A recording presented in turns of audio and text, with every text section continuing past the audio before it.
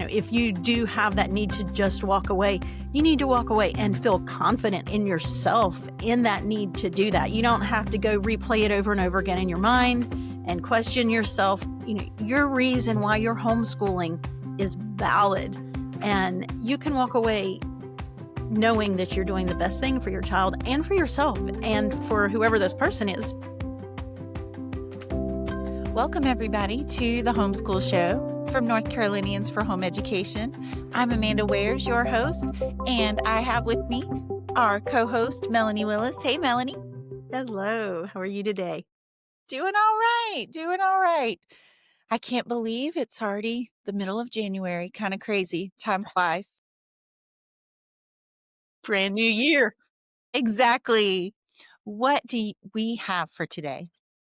So today, Amanda, we're going to hear a special message from our executive director, Matthew McDill, and then you are going to have a Homeschool Helps with Amanda today. And we're going to talk a little bit about when family just doesn't get it. They don't understand about this homeschooling decision.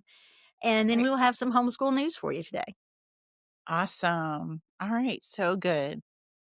So you all out there may have heard, I know I have for years, there's kind of a view in some circles and that comes through that homeschooling can lend itself to abuse. We at NCHE do not believe that. We obviously have many years of experience to draw upon also, and we have shared with you over on the show several different studies from NCHE, the National Home Education Research Institute, that negate that view completely, but the view is still out there and we still hear it. We still see it on the news.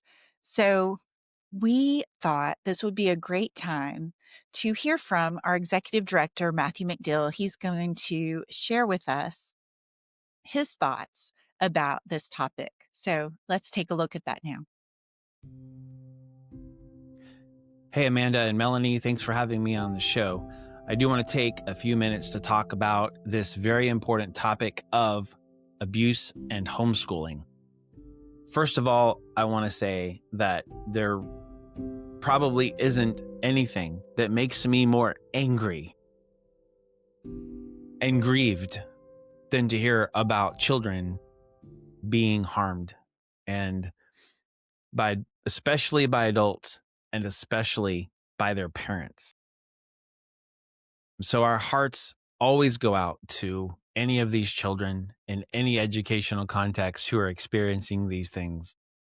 And I believe that everyone in this discussion is on the same page in that we want to protect children. Now, why is the topic abuse and homeschooling? Why are these two things connected? Well, the reason is because so often when we hear of stories where there is terrible abuse in a home, the word homeschooling often gets put in there because sometimes these children are not in school. They're not in a private school. They're not in a public school. Many of them, however, are also not registered as a homeschool and aren't actually homeschooling. And so it just kind of gets dumped from you're not in school in a public school or a private school to then you're homeschooling, or they claim to be homeschooling. And so the connection is made. And then the next part is really important. The suggestion is made then that home education should have an increase in government regulation and oversight. And so I'd like to talk about that question. Is it the right answer? Is it helpful to increase government regulation and oversight over homeschool families in order to protect children? And so I'd like to just ask a few questions and give some answers based on research. One of the most important questions is, are homeschool kids more likely, or do homeschool kids get abused more than other kids? And the answer to that question based on research is no, they do not. They are not at risk to be abused any more than private school or public school. In fact, if anything, the research shows that homeschool kids are more safe. And so right off the bat, we're facing the reality of trying to zero in on a group to increase regulation when in fact, the problem is across all educational contexts. Now, there are other factors that we can see in a home, in a family, by demographics that increase the risk of abuse. But one of them, very clearly, is not the educational context. The second thing that I want to ask about is, if we were to increase government regulation, would that help protect children? Specifically, government regulation in home education. Once again, we can go to the research. Now, I want to go ahead and mention that I have written an article that you can find on our website, NCHE.com. It's called Protecting Children Without Undermining Freedom: The Truth About Homeschooling and Abuse. This article was also published in our Greenhouse magazine. And there are links to many of the research and studies that I'm citing here, or that I'm mentioning here, and you'll be able to see those. And so the second question there is about increased oversight resulting in more safety. And the answer to that is no. The research shows that states with more regulation in the nation do not have less abuse. Another thing that we would want to point out is that if children in public school specifically, and or private school, are being abused the same or more as homeschool children, then it doesn't really make sense that we're trying to give more oversight to mirror the public school setting. Because the argument is, well, see, kids in public school are constantly being seen and watched. And if there are any problems, then they can be reported and those kids can be kept safer. Well, if that argument were true, then public school children would be safer and there would be less abuse. So since that isn't happening, then obviously that argument falls apart pretty quickly. The final thing I want to point out, and this is really at the heart of NCHE, one of our core values is parental authority and parental responsibility. In other words, we believe that God has given parents the primary authority in their children's lives to care for them, for their medical needs, make their educational choices, make their religious instruction choices. And of course, we believe that as children grow up and become adults, they will make their own decisions, but the parents have the responsibility and the authority, therefore. And this is very clearly established in national law and constitutional law and in our state. This now 250-year-long experiment in freedom of the United States and North Carolina is an amazing thing to look at, as we have always tried to preserve the rights of innocent people while establishing order and law to protect us from harm. And often we are trying to balance these things out and trying to make sure that we're not overreaching into freedom in order to provide safety. So in this case, the burden of proof is, why would we take the freedoms away from parents who, almost all of them in North Carolina, who are homeschooling, who are just good parents loving their kids? Why would we begin to take away their freedoms? And I want to tell you, if you don't understand, that their freedom is very important to them.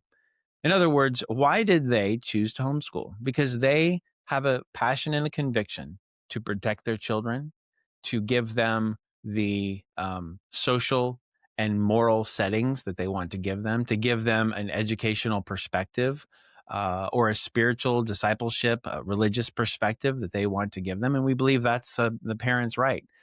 And so they're rightly concerned that this is not a position for the government to begin to determine any of those kinds of things. And that's what increase of government oversight would result in. So that's the overall thinking. And once again, we want to end with this. Kids should be protected. They should be loved. They should be cared for. We want to point out once again, and I know I've seen as I've looked at all of the stories that have come across my feed about abuse and home education, is that every one of them were already in the system for child protective services. And so we have laws to protect us. We have these services already in place by the government to protect all kids in every educational context. And so this wasn't an example of a failure of home education oversight. It was a way for us to continue to look at our own systems that are already in place, and are they working? And so that's the perspective that we want to give, and the research and the information that we want to put out there as we think about these things. And we continue to encourage you, homeschool parents, to follow the law, to take care of your children, to stay in community, to encourage and support each other, and let us help you along the way.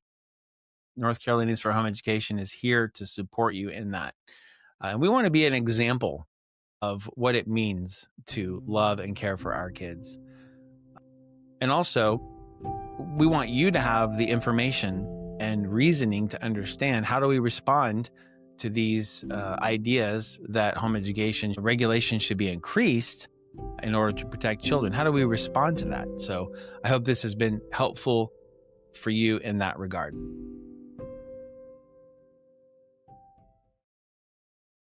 He's always so well spoken, and it's good to hear his thoughts on that.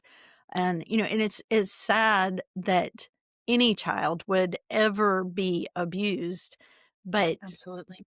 it happens. And I don't think that it matters what type of schooling you're having. It just simply happens, and that's really sad. And we do need to be vigilant, and if we see things, then we need to report it.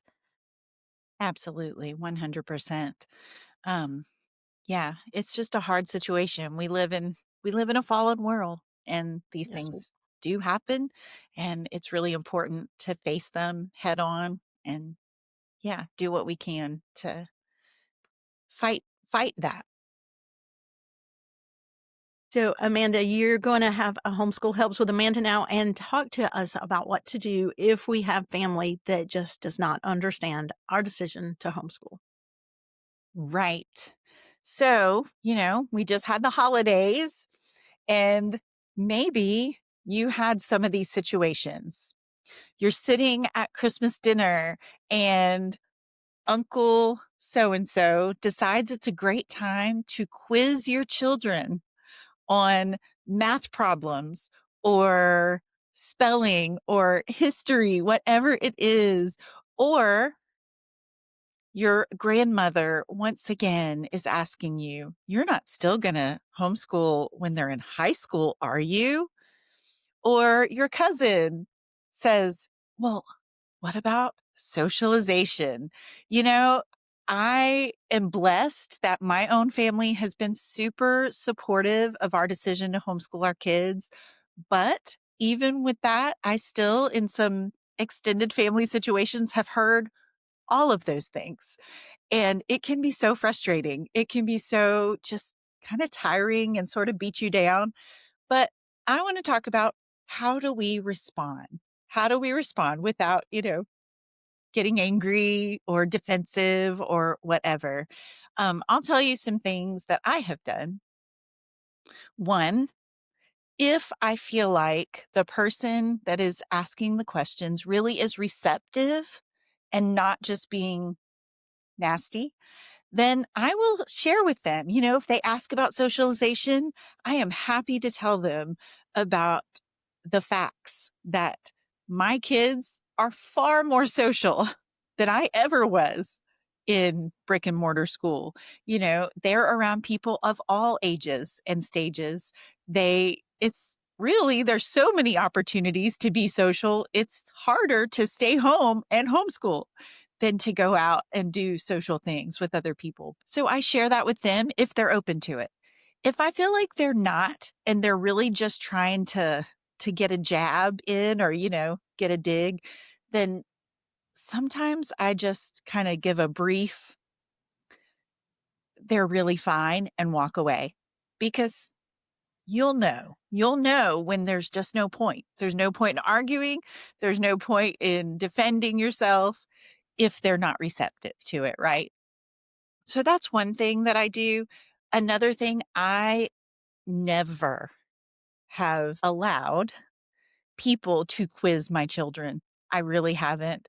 I kind of just step in and interrupt, change the subject, move, grab my kids. Oh, I need you to come help me in the kitchen or whatever it is. So I encourage you, feel free, be empowered to, stand up for your kids.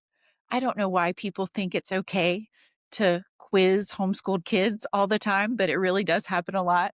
So feel free to step in and be like, no, that's not happening right now. And if people just are negative about homeschooling, sometimes, I know some friends of mine that actually I just saw when they first made the decision to homeschool, their parents were really negative about it. They had some cultural experiences that they were reacting to, and it really has just taken time. It's taken time, and for these parents and grandparents to see what a blessing homeschooling has been to this family and how these kids, their grandkids, have thrived. So sometimes it's just a matter of time and experience. If some things that I have done and these different families that I've known have done, if there's a special event, homeschool related, maybe you could invite that grandparent that's not so sure, and they could see what is happening, that it really is a positive thing. If there's a cool field trip you're going on. So those are just a few tips that I would have. One, if they're receptive, you can give them the facts. Two, if they're not receptive and they're just being difficult, walk away, change the subject, whatever it is, step in. And three, kind of the proof is in the pudding. Invite them, let them see. If your kids make a cool project, whatever, invite them over to see what they're doing, what they're learning. And eventually, I think almost all of the ones that I can think of off the top of my head really did come around once they saw, oh, my grandkids are thriving. And then they're like, oh, so this homeschool thing really isn't so bad. So those would be my top three. How about you, Melanie? Do you have any advice or any ideas on that? I would just like to expound on some of what you've said. If you do have that need to just walk away, you need to walk away and feel confident in yourself in that need to do that. You don't have to go replay it over and over again in your mind and question yourself. Your reason why you're homeschooling is valid, and you Yes. can walk away knowing that you're doing the best thing for your child and for yourself and for whoever this person is. Because, do you really want to have arguments when you have to be around family for future Right. events and stuff like that? And, and this is something that we have dealt with from time to time. And I have a family member that just dealt with it in a really not great scenario where they're in the hospital. Somebody was having surgery and the family's breaking her down over homeschooling. I'm like, is this really the place? So, Right. just weighing that you want to be a nice person and be a great example. And so how you handle this could actually go a long way in people's thoughts in what they think about homeschooling. And Mm. having your children prepared sometimes, if it's a really big situation and they know, that they're going to be seeing this person over and over again and they continually are talking about it, sitting your Yeah. children down and making sure they understand the reason why. And Yeah. the answers that they can give so that they don't have to feel bad about themselves. That's great. Really good. Excellent. So let's look at some homeschool news. And so, Awesome. if you have a child that likes to play games, if they like to play chess, then we have the Midwinter Chess Tournament coming up February the 7th. And this is for ages 5 and above. So, anybody that wants to come and play can do that. And that is February the 7th in Kernersville at 12:30. And you'll need to go online and register for this event. And under the activities tab, it says Chess Network at the very bottom, and you'll click on that, and it'll take you to where you need to be for this midwinter chess tournament. And Yes. then, of course, we're 2 weeks now until the NCHE day at the Hornets. They're going to take on the Washington Wizards that day, and it is the Faith and Family Day. There's going to be a concert and just all kinds of great activities that your kids can be involved in. And I know Amanda and her family will be there. So find her, say hello. I would love that. Please do. We love to see people and talk about the show. So that's a great thing. And so sign up your kids, go buy some tickets and take your kids to this great day. It's on a Saturday, so you don't have to take a day off of school to go do it. And so go out and get your tickets now. And then the Sullenberg Aviation Center field trip will be happening on February the 18th. And you can still go out and register for that now. And lastly, scholarships. NCHE scholarship application season is now. If you are interested in applying for a scholarship, you should do that now. Go onto the website and go to Graduate Central and scroll down to the bottom, and you'll see scholarships and find out all the things that you need to do to start gathering your information and apply for those scholarships. We look forward to hearing from you. Fantastic. So exciting. Lots going on. I did want to just add a little blurb to apply for those scholarships. You do need to be an NCHE member. And I was just thinking about how many benefits NCHE membership has.